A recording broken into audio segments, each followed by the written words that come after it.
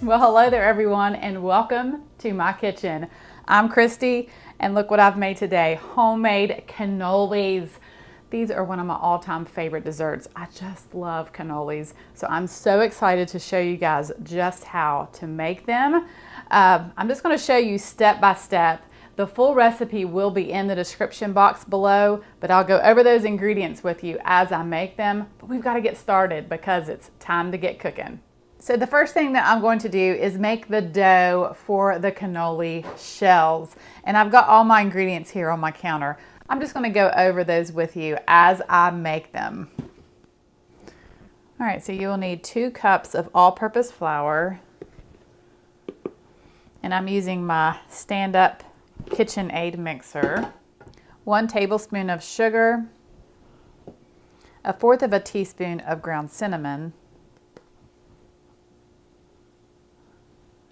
I'm going to give a good pinch of salt and 2 tablespoons of vegetable shortening. Now I'm using a butter flavored Crisco for this. All right, so I'm placing my dough hook on and I'm just going to give this a mix.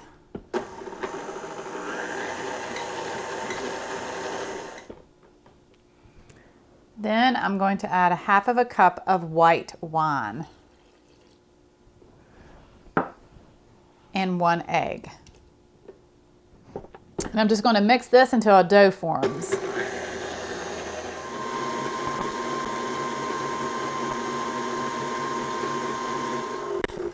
Okay, so in case you're wondering, why is the wine added as the liquid component in place of water? Well, it's because unlike water, alcohol does not combine with the proteins in flour, creating the glutens, which results in a lighter, crispier shell, and it also gives that golden, bubbly finish that the cannolis shells are known for. So after your dough is ready, you'll just want to wrap it in some plastic wrap and let it sit at room temperature for 30 minutes. All right, guys, so while my dough is resting, I'm going to make the cannoli filling. And I'm so excited because I'm going to be using my homemade ricotta cheese for this. You guys can check that video out if you haven't seen that yet. It's super delicious and easy. So I'll just be mixing these ingredients together to make the filling. All right, I'll be using 2 cups of the ricotta cheese. And then I'm going to use an 8-ounce container of mascarpone cheese. This is just an Italian cream cheese, but it is so creamy and buttery. So delicious. All right, so I'm just going to mix these 2 together.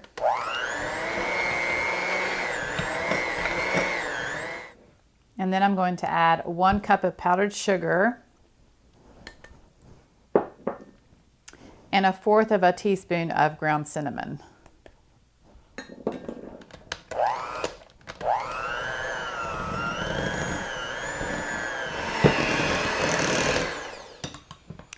All right, so because I use the homemade ricotta, this mixture is a little bit drier than what I normally see using store-bought ricotta. So what I'm going to do is I'm just going to add a cup of whipped cream to this just to lighten it up a bit.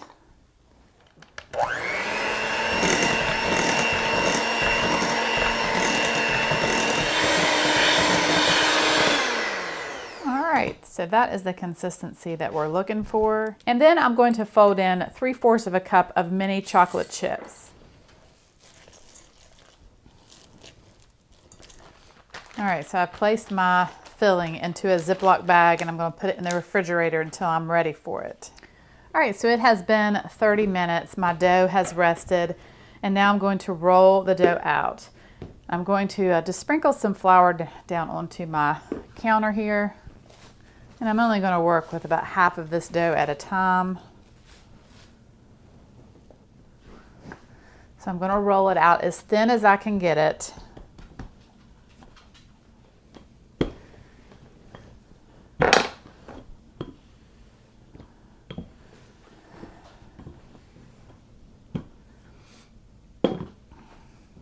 All right, and then what I have here is a 5-inch circle that I'm going to cut the dough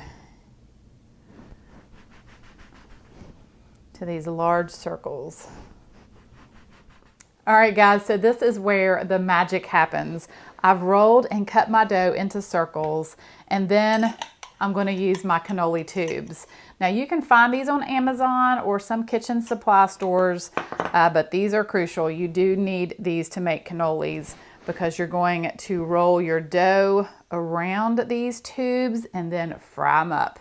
All right, so what I like to do is I spray my tube with some nonstick spray. Then take your dough and gently roll it around your tube. I've got some egg wash here, and this is going to be my glue. This is what's going to hold the dough together. So I just want to make sure that it's really good and sealed.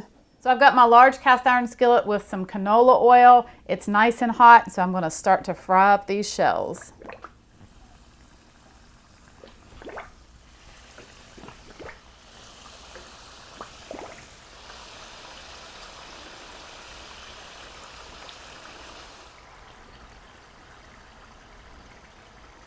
So once they're golden brown, I just remove them and place them on a cooling rack with a tray that I've lined with aluminum foil. To remove the tubes, I just pick it up in a paper towel. Just kind of tap it with a fork or something like that. Then I grab a hold of it with the other end and pull it right out. Then you're left with the tube. All right, guys, so my cannoli tubes are all done and they are gorgeous. There's nothing better than a fresh cannoli. So now what I'm going to do is pipe some of this filling into the cannoli.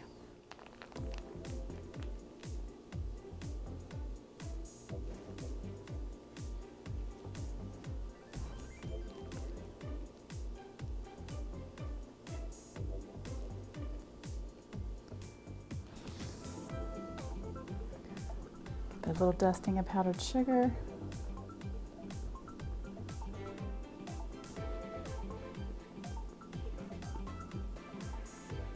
All right, guys, so now you know how to make homemade cannolis. These are seriously one of my all-time favorite desserts. I never can pass up a cannoli. Now, I do want to tell you that you don't want to fill all of your cannolis and let them sit in the refrigerator because then the shell will get soggy. Cannolis are made to order or made to serve. You fill them right before you serve them. That's when they're the best.